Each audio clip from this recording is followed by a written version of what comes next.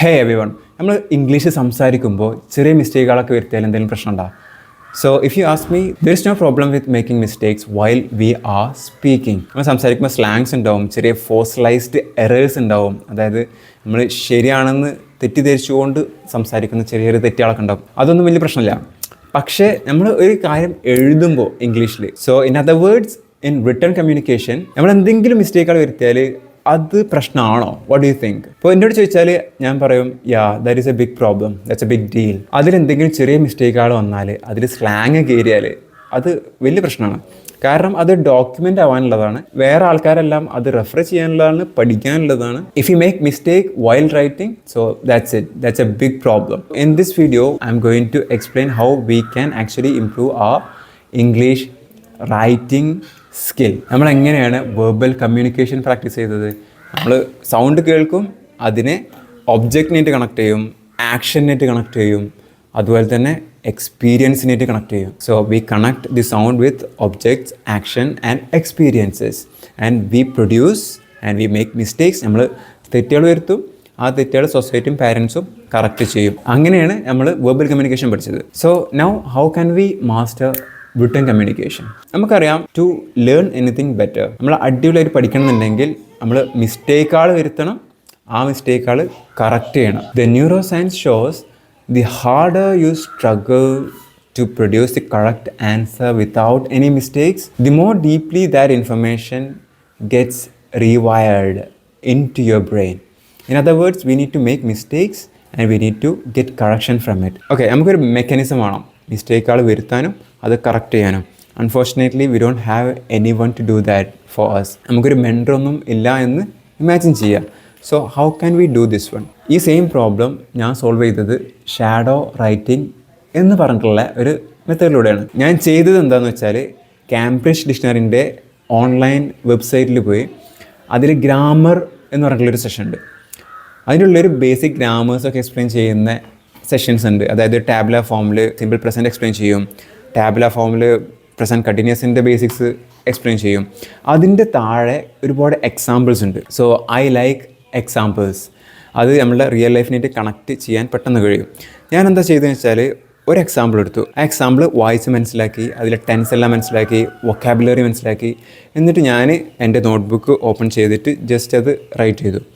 So for example, I understand one sentence and I'm writing that in my notebook. Okay, ഞാൻ ഇതാണ്, water boil at 100 degree Celsius. വെള്ളം 100 degree സെൽഷ്യസിൽ തിളക്കും. അപ്പോൾ ഞാനിത് എഴുതിയതിന് ശേഷം ഞാൻ ഏതിനായിട്ട് കമ്പയർ ചെയ്തു? കാംബ്രിഡ്ജ് ഡിക്ഷണറിൻ്റെ ഉള്ളിലുള്ള റെഫറൻസ് എക്സാമ്പിൾ സെൻറ്റൻസിനായിട്ട് കമ്പയർ ചെയ്തു.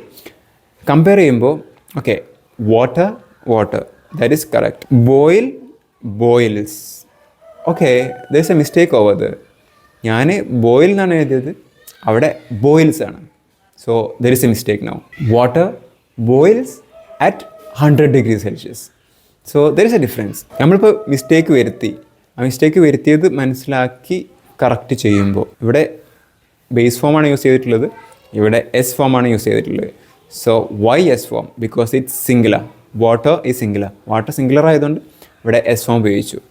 സോ അപ്പോൾ എനിക്ക് ആ കാര്യങ്ങൾ ഡീപ്പായിട്ട് മനസ്സിലായി. അങ്ങനെ മനസ്സിലാക്കുമ്പോൾ ആ കൺസെപ്റ്റ് മാത്രമല്ല പഠിക്കുന്നത്, എൻ്റെ സെൻറ്റൻസാണ് എൻ്റെ ബ്രെയിനിൽ ഞാൻ വയർ ചെയ്ത് വെക്കുന്നത്, ഞാൻ ഇംപ്രിൻറ്റ് ചെയ്ത് വെക്കുന്നത്. എത്ര തവണ എഴുതുമ്പോഴാണ് ഇത് ശരിയായിട്ട് വരുന്നത്, അത്രയും തവണ റിപ്പീറ്റും ചെയ്യണം. ഇപ്പോൾ ഒരു തവണ എഴുതി, അത് തെറ്റി, പിന്നെയും തെറ്റൊക്കെ മനസ്സിലാക്കി രണ്ടാമത്തെ തവണ എഴുതി, അപ്പോഴും തെറ്റിയാൽ എവിടെയാണ് തെറ്റ് വരുത്തിയത് മനസ്സിലാക്കിയിട്ട് മൂന്നാമത്തെ തവണ എഴുതണം.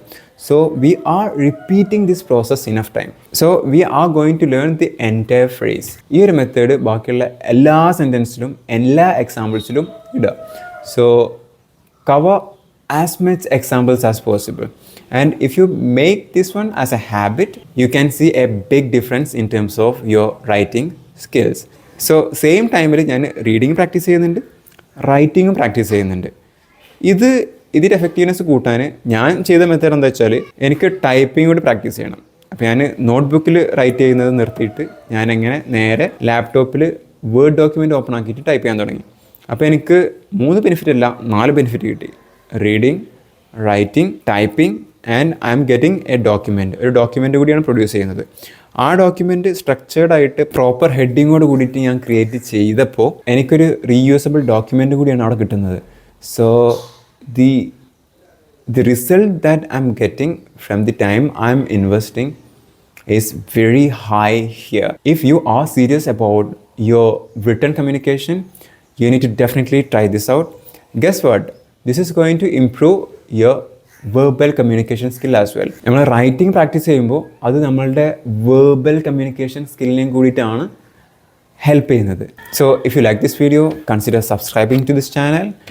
And I made a video in which I was explaining the details of shadow writing. Shadow writing ന്റെ details practically explain ചെയ്യുന്ന ഒരു വീഡിയോ ഞാൻ ചെയ്തിട്ടുണ്ട്. If you haven't watched that video, you watch that video. All the best.